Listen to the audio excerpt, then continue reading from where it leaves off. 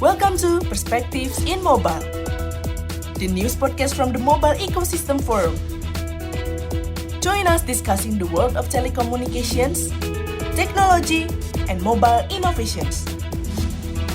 From London, Dario Betti, MEF CEO.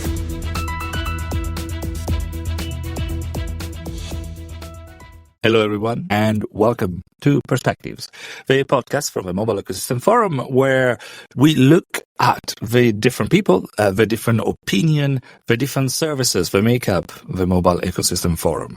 Today, I'm very happy to welcome somebody very well known within our community at MEF. It's Nick Martin, the co-founder of Direqt. And I should say, because we are on radio, with Direqt is Direqt. Is that correct? Can I do spelling, Nick? Dario, I think your spelling is top notch. It is good to see you as always. And yeah, it is spelled with a Q. The C was taken by like a Swedish bank or something. So we've got a lot of passion around that Q here. Well, here we go. So, welcome, Nick. With you, this time we'd like to go into a bit more in depth on what is a chatbot publishing platform, because we're going to be touching two topics that are very close to the hearts of many of the people in the Mobile Ecosystem Forum. The world of messaging, I should say, and the world of AI. But if you don't know Direqt in general, I would say keep your website busy and go and spell that Direqt with a Q, because this company was named in 2024 by Adweek, the famous magazine, one of the 12 hot AI startups that brands are working with. A company that's just received a $4.5 million injection at the end of 2023. So you got fame, you got money. What else is missing? Well, we'll ask, but we start with the questions that we always start here, perspective, which is, Nick, what's your view? What's your perspective on AI and chatbots? Or I should say messaging, conversation for CX tools, or should I say conversational commerce? You pick.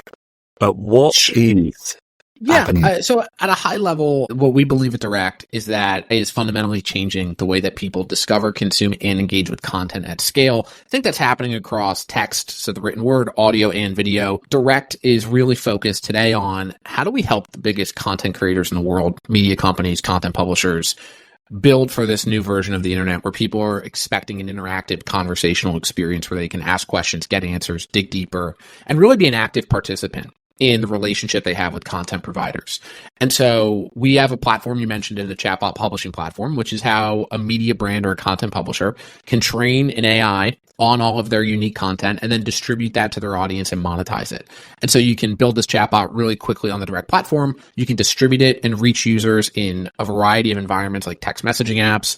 And then you can monetize those conversations by way of advertising, which is how content providers tend to monetize their content in other channels and formats. And so what we really see happening is no different than how chatbots are changing the way people use search engines, that they're going to change the way people interact with content on social media, on websites, in text messaging apps, and everywhere in between. Well, can I just stop for a second? Because that's a very interesting world, one which is potentially just reshaped in the last few years by multiple things, AI one of them. But you seem to be having a unique propositions, because you're not looking at AI chatbots as a customer service use case.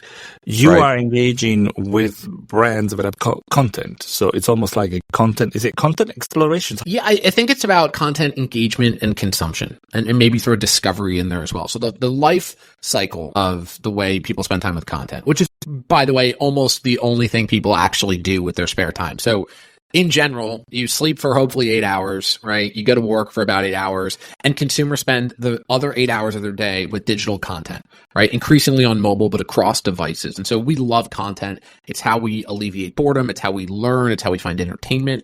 It's also how we connect socially with our friends, whether that's through meme culture, sharing content online. Think about the experience you have with a song that you and a friend happen to love, but the rest of your group doesn't. It becomes a bonding thing.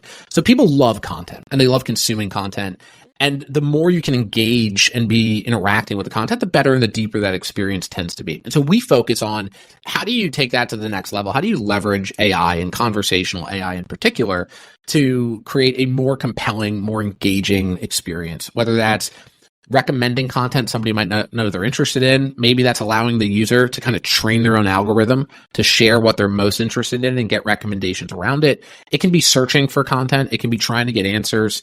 It can be trying to dig deep in a topic you don't really understand, but maybe using the AI to have it explain it to you like you're 5. And so that's the world that we play in. It is very different than customer service. As you pointed out, customer service has been, I think, the stalwart of chatbots for a decade now. Part of that's because you can do a pretty good job of it without really good AI. And then there's other reasons as well. That's not where we focus, right? So most of our customers don't have big customer service operations, right? They're not retailers or banks or airlines. There's nobody trying to return the product they bought or change their flight. It's a very different experience. People come to them to consume content and be entertained. And so we focus on elevating that experience instead, which is just a different approach to how you would build and design the product. So if you have a customer service experience, you probably want the shortest conversation possible because you're trying to get a customer from point A to point B as quickly as you can. You're trying to solve their problem. So if a customer comes to you and you're, a bank or a retailer or a restaurant and they have a problem and you're doing customer service, you probably want to resolve that problem as soon as you possibly can. That's like the right outcome you're after. If you're in the content business, primarily ad supported, so you want to drive advertising revenue, you actually want to have a longer conversation. You want to increase the time they spend with your content. You want to increase the amount of content they consume because that drives, one, revenue by way of advertising, but also loyalty and the depth of the relationship with the audience. So whereas a customer service chat platform might be optimizing for a shorter conversation, in many contexts, Direqt will actually optimize to have a longer conversation. The incentive structure is different. The purposes behind the products are different because the customers we serve are quite different than I think most people in sort of the chat ecosystem. So let me talk about some of those clients. They include big publishers, big names that we know very well: Wired, Men's Health, JQ, Vogue, The Sun. So why did they pick you? Well, I think at a high level, there's a lot of differentiation just focusing on their use cases. You kind of just called out. I think if you were to do a market map of conversational AI platforms, there's dozens, hundreds, maybe 1,000 that are, meaningful. But it's such a big space, and it's been a space people have been building in for over 10 years.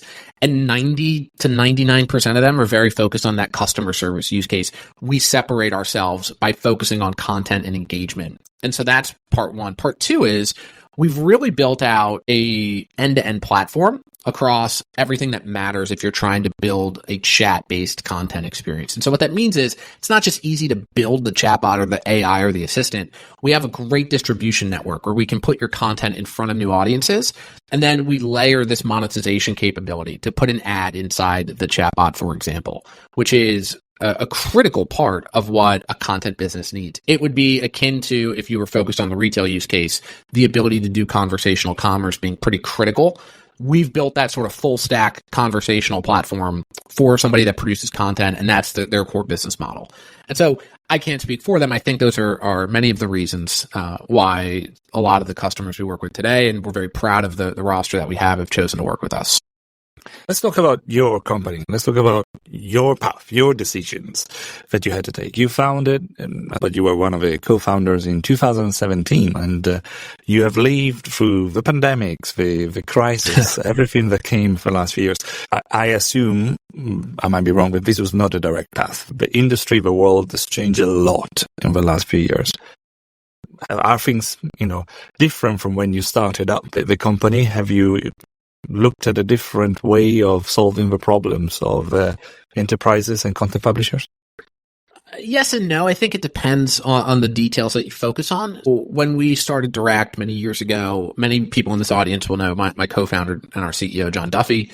So John had built a great business called 3C, which became part of IMI Mobile and now part of Cisco. And they were powering SMS for the Fortune 100, 500, the enterprise here in the US. That had led to an insight. One, that one-way communication was going to become two-way, and they also were early in RCS and what was going to change by way of how brands would communicate via rich messaging and chatbots. But that also led to a secondary insight around that the media companies and the content publishers that produce all of the content that we want to spend our time consuming online don't use messaging at all, and they don't use chat. And digging into that uncovered that there was a lot of problems with the capabilities of the platforms, with business models, and a really big opportunity to solve that. And so we started Direqt to go after that opportunity. And again, that was tied to that general hypothesis that like AI was going to get really good, natural language processing was going to get sophisticated, and you would be able to deliver a really compelling content experience in a conversational format. And so that was day one, always part of the thinking, always what we were doing. Certainly, I think, if anything, we were probably a little too early. And that's something that we were pretty aware of at the time. And we felt like was maybe the biggest risk to the business was being a bit early back then. Probably hoped what happened with ChatGPT happened, in 2019, not 2022. But nevertheless, I think the future we were betting on as a company has certainly materialized, and things that were contrarian for us, right? Things we believed that the world thought was kind of crazy are now relatively commonly held beliefs. There was a potential investor we met with in like September 2022, so 30 to 60 days pre-ChatGPT, who told us he didn't think anyone would ever talk to a chatbot. He just thought that doesn't make sense. No one will ever do it. Obviously, ChatGPT comes out 2 months later, fastest growing consumer product in the history of the internet, reaches 100 million users faster than Instagram and Spotify and Netflix. And, that was for us the big sort of watershed moment, mainly because it educated the market on the capabilities. Much like the iPhone, I think, sprung this desire from businesses to have their own app, to be in the App Store. I think ChatGPT has had this big impact on executives, businesses, entrepreneurs, founders, whoever it might be, marketers, to go, oh, this is a new way people are doing things. We need to be thinking about this. What is our strategy? What's the right approach? And so that's been a real big tailwind for us. But in a nutshell, we're doing, what we've been planning on doing the whole time. Certainly it's evolved the way we're doing it and where we're doing it and how we're doing it. I think it's just getting bigger, and I think the market is just expanding. And there's a lot more opportunity out there. So it's a really fun time to be in the space. Well, great. Lots of fun people had with RCS, with the new versions of SMS. That was part of your, big arsenal. You were probably very well known in our community at MEF as one of the early providers of use cases around RCS as well. And RCS, you probably know it as the next version carrier messaging from SMS, which is multimedia. RCS has been supported by Google and recently Apple seems to have joined as well. So it seems that potentially might well be as an established messaging platforms as well.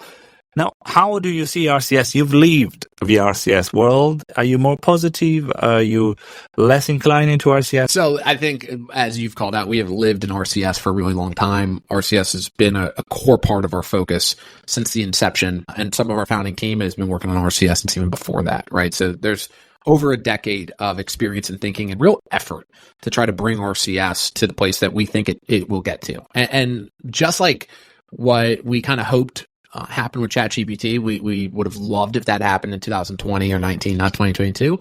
I think we were hoping RCS would have had the moment it's having right now or about to have a little bit earlier too, but you can't control those things. And so RCS is an amazing channel. The value proposition of RCS, which we think of as combining the functionality of an app with the ubiquity of text messaging, all while unlocking a direct relationship between the brand and the customer, is really unmatched in the digital landscape. I think the only thing even remotely close to that is maybe email. And email does not have the capabilities. It doesn't reach the younger demographic. It's already something that marketers have been optimizing for 20 years. So it's covered in volume. It's much harder to break through. RCS, I think of as like the most promising communication channel digitally because of the scale, the capabilities, the newness of it.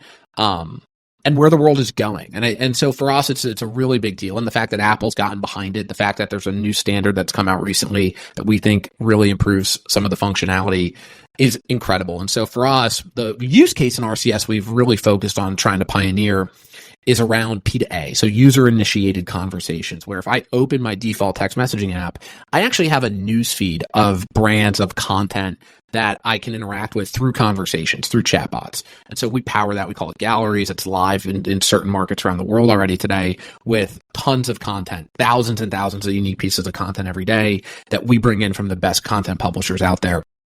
That's the kind of thing, if you look at what WhatsApp is doing with channels or what Telegram or Viber are doing, this is becoming commonplace where social media apps are becoming messaging apps. So teenagers spend more time in the DMs on Instagram than they spend in the newsfeed, right? Threads, Meta's other sort of Twitter competitor, is now launching messaging. Obviously, messaging already exists on Facebook and on Twitter. TikTok has recently announced efforts to really enhance the messaging capabilities in that platform. So social apps are becoming messaging apps. Messaging apps are becoming more social and more content driven. So you have channels as a prominent capability in WhatsApp so people can get content inside of WhatsApp to increase time spent, increase engagement. You see the same thing in most of the other over the top providers. We think of RCS as sort of the core technology to unlock that capability in the default text messaging app, which is the biggest of all, of course, right? It comes on every phone. You got 5.3 billion unique users you could potentially reach. We're trying to bring the product experience to the consumer so that it's easy for them to find content or brands that they're interested in right within that messaging app. And we've got a lot of great partners on that front.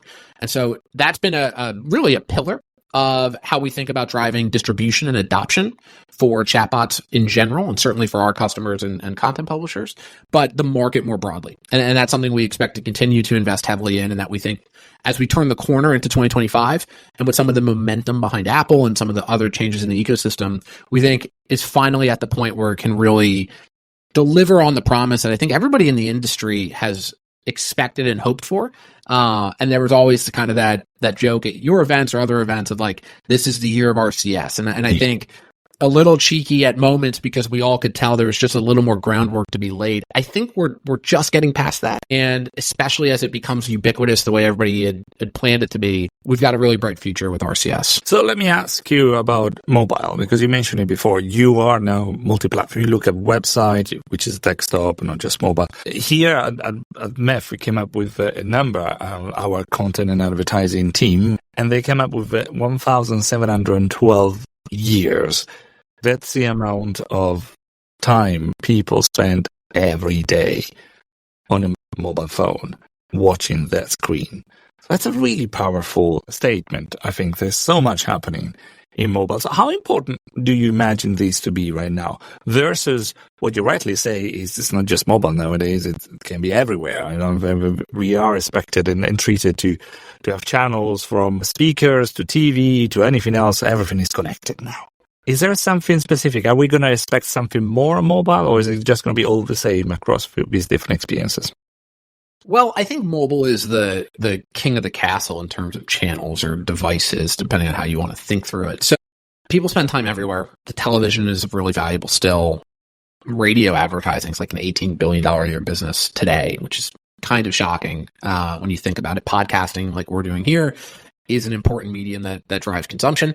But people listen to podcasts primarily through their phone, but through the car speakers or maybe AirPods. So there's always there's a lot of things happening together. I think if you were going to just try to simplify things into like desktop or mobile, I mean, it's not even remotely close what matters. Like mobile is where 70% plus of the time in the audience and the consumption is, and that's where you want to be. There's no reason not to be everywhere if you can, but there's only one device people walk around with glued to their hip and checking all the time, 24/7, 365, whether they're in home commuting or, at work or out socially. And so mobile is still by far the thing that matters most when it comes to reaching an audience digitally.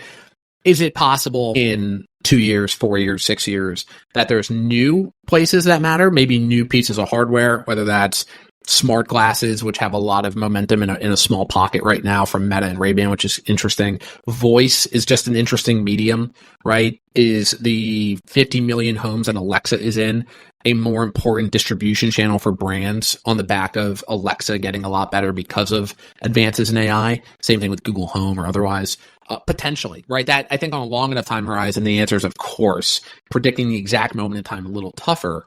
And so we'll look at how those things are changing, but we've got an incredibly long runway with the mobile device, with text messaging, with consumers wanting to engage with content via mobile. Time spent is only going up. So I think that's the other thing. Just look at the trend line. People are spending more time, not just with content, but more time on mobile with content than ever before. And that just continues year over year. There's a guy named Dario Betti who is the founder of Endeavor and the CEO of Endeavor. Endeavor is half talent agency and half sort of media and entertainment conglomerate. And he's known because the character Ari Gold in Entourage was based off of him. And he likes to say that the TAM, the total addressable market of content, is infinite. You actually can't put a number on it. And while that is a little bit of an abstract thought, like I tend to agree with that. Like people will consume as much content as they have time for. Like if you're up late at night because you can't sleep, you're just going to consume more content.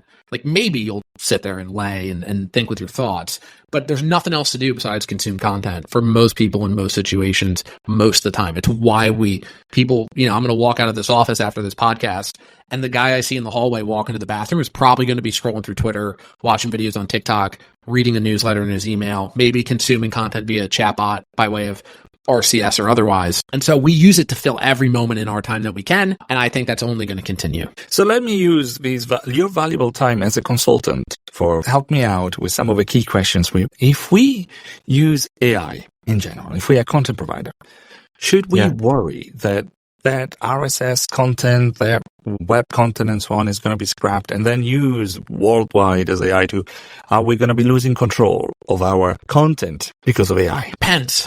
I think it makes a lot of sense to not want that to happen if you're a content provider. There's a lot of things you can do to prevent that. There's certainly some things that have happened that I think were in practice outside of the content provider's control. For us, our focus at Direqt is trying to put the content provider back in control, right? So we think of this as we're a platform to empower you to have your own AI that you control, that is uniquely yours based on your unique content, your data, your voice, that you get to decide how to use and what it can and can't do and where it lives.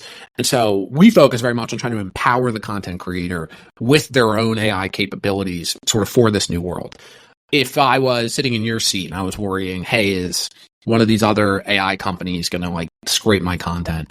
There's certainly some practices you could go through to try to prevent that. I don't think I am sitting in a seat to really give you a recommendation on how effective that is or isn't, because it is changing and moving. So I know there's a lot of genuine real effort, even from the big AI companies, to try to make it easier for people to say, you can do this in my content, you can't do this in my content.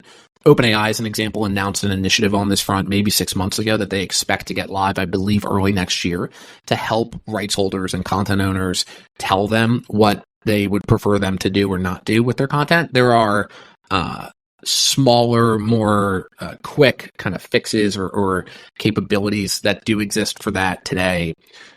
But I think the best thing you can try to do is play offense. And that's also just more of a philosophy around business more broadly. But if you were a newspaper publisher in 1999 or a brick and mortar retailer, right? I think the thing that you would have been focused on in hindsight is, how do I have the best e-commerce experience if I'm a brick and mortar retailer, or the best digital content if I'm a print newspaper, rather than trying to play defense and prevent the world from going to where it is. You can't, the toothpaste is out of the bottle, the genie's out of the bottle. It is what it is. The world is moving. And I think you got to try to, as best as possible, take what you already have that's unique and then figure out what it needs to look like in sort of this new form of consumption to advance what you're already trying to do in your business. And it is the kind of thing where if you look at how many retailers went out of business in the early and mid 2000s, you think, man, who should have been best at e-commerce? The people who already had brand awareness, customers, inventory, global distribution. But oftentimes, you have this innovator's dilemma where you don't want to do the new thing because maybe it has worse margins than the incumbent thing. There's inertia internally at big companies. There's all these other factors. But if you really zoomed out, I think almost everybody would agree, if you know where the world is going, you want to position yourself for that world. You don't want to hold on to the old world too tightly. There's a balancing act in practice for lots of companies, and it's totally valid. But if I was in your seat right now, I would be thinking, okay, well, how is my audience changing? What is different about the way they're consuming my content than before? What do I need to do to make sure that I'm meeting the expectation that they have? And then how do I leverage that new form of engagement to drive the same outcomes I already had, whether that was memberships or event signups or advertising or subscriptions or otherwise? So let me ask you another philosophical question almost for the content providers out there.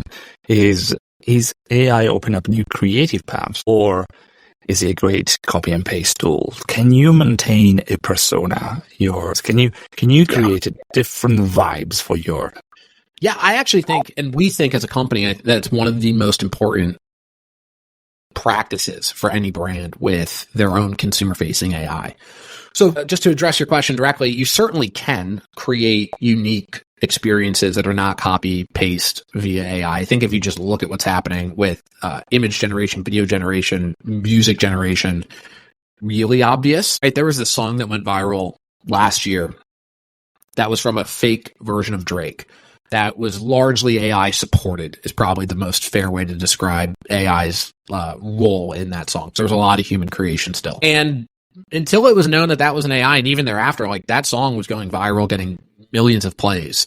And so you can create really compelling content with AI. Now, what we believe at Direqt is that the human created content will always be valuable, and that actually in a world of more synthetic media with more AI driven content, the premium content that humans have put real effort and energy behind in curating and creating is going to stand out even more than it already does today. And this is not a new thought. There's always been a market for premium content that's high produced. There's also a market for low sort of production quality content, but that resonates and is high quality because it's funny, relatable, entertaining, and you think of social content as just a stand-in for that. What we're trying to do, and what we think we're doing a good job of so far, and we continue to work really hard at this every day, is if you are a human or a team of people that are producing content professionally, how do you leverage AI to then take what you're already doing and make it more engaging for the audience, get them to discover or consume more of it? And personality is one of the most important parts there, because what you really have in a world where information is largely commoditized is your unique perspective. So I think of a guy like Andrew Huberman, who's a podcaster. He has this massive audience, largely kind of in like the health category. He is not the world's foremost expert on anything he talks about necessarily, but a lot of people don't want to go read research papers that are 100 pages long, right? They'd rather listen to a guy for an hour, give him insight, and you build trust with him because of his perspectives and the fact that when he communicates them, he communicates them in a relatable or digestible way. He helps hard to understand concepts be a little easier to understand. And people associate value with trusting that person's opinion or perspective on a given piece of information. That is true for all the big publishers to the individual creators. Like your own secret sauce, your own perspective, your own tone of voice. Those are the things that stand out. Oh, this writer's a little funny when they write their stories. This is the most hard-hitting, serious, investigative journalism that you can find. Whatever those things are, we try to amplify them in the AI. And that looks like giving the AI its own personality, giving it its own tone of voice, giving it examples of how it might want to handle certain situations, and then consistently looking at how that is performing and then making tweaks as you go, because these things are never ending. But it's quite effective. And I think the best example is these companion or character bots. I don't know if you've seen any of these. There's a platform which recently went through an interesting deal with Google called Character AI. Character AI people spend 2 hours a day with, right? So that's more time than they spend on TikTok or Instagram or most social platforms. Outside of long form video, it's arguably the most time spent per user of any kind of known platform. Now it's a smaller user base. It's I think about 20 million. So it's not the scale of these billion user plus platforms yet. People spend an incredible amount of time. So the people who are there are deeply engaged. Now, what are they doing? They're talking in large part to fictional characters or AIs that might be based on a real person, might be completely invented, might be, a friend, a therapist, a comedian, a girlfriend or boyfriend. There's a lot of use cases, and I won't provide a moral commentary on them. But what I would say is there's evidence that you can deliver really compelling, believable personalities through this conversational experience. Again, just like when you talk to a friend, you send messages back and forth, like you have a lot of opportunities to express yourself and how you feel. That exists more broadly. Now, you have to maybe take a different tact as a brand, certainly, as to how you leverage that and be really thoughtful. And so we work to give them tools to make sure they can. But yeah, I think personality is maybe the single most important differentiator that will exist 5 years from now for anybody that's producing content on. You just mentioned those words, 5 years from now. I was going to ask you about not necessarily 5 years from now, but even 3. And just taking the setup of Direqt, which is in 2017. Let's look 10 years old Direqt. What's going to be doing? What's going to be, and you can push it a couple of years as well, but what's going to be the future of us chatbot platform? What do you expect? I think maybe the best way to exemplify this would be that in 3 years, if you were a new content publisher, starting up, opening your doors, right, hanging your shingle, the things you would do first will be just a little bit different. So if you started a media business in 2020, a digital media business in 2021, you would probably create a website and start producing content. And then the thing you would do probably at the exact same time, day one, is probably an email newsletter and social media. So out of the box, you start a business to do digital media. You're going to focus on content for your website, how to distribute it on social, and how to connect with your audience via email, because you have that recurring direct relationship that's so critical. I think if you fast forward 3 years, what is table stakes might be a little bit different. And I think what that looks like is you still have your website, you still have social, you still have email, but building your own conversational AI is part of that initial setup process because it's a must-have to meet consumers' expectations. And importantly, that AI, that chatbot, that assistant is not just going to live on your website. It's going to live on your website. It's going to be available to DM your followers on social media. It's going to be able to reply to emails from your newsletter, and it's going to be distributed in text messaging apps like RCS, SMS, over-the-top apps like WhatsApp, wherever it might be. And I think engaging with audiences at scale through conversations will become one of the predominant ways that content is distributed and consumed at scale. And because of that, it will be part of kind of the core of how media companies and creators operate. And then the easiest way I think of like, how is the world different is anyone who's starting up in 2027, I think that's like a day one level execution or plan that you put in place. Very good. I look at the time, and it might be that we need to continue this conversation later or somewhere else, Nick. There's so much which is exciting here, so much which is new, so much which you need to learn as an industry, I think, as well. So for the time being, it's a big thank you to Nick Martin, the co-founder of Direqt and a member of the MEF community. Thanks for being there, and I hope we'll see you soon in many other podcasts and other events. Thanks for listening to Perspectives in Mobile. Join us next as we explore telecoms, technology, and mobile innovations. Stay tuned, stay connected, and let's unlock the mobile potential together.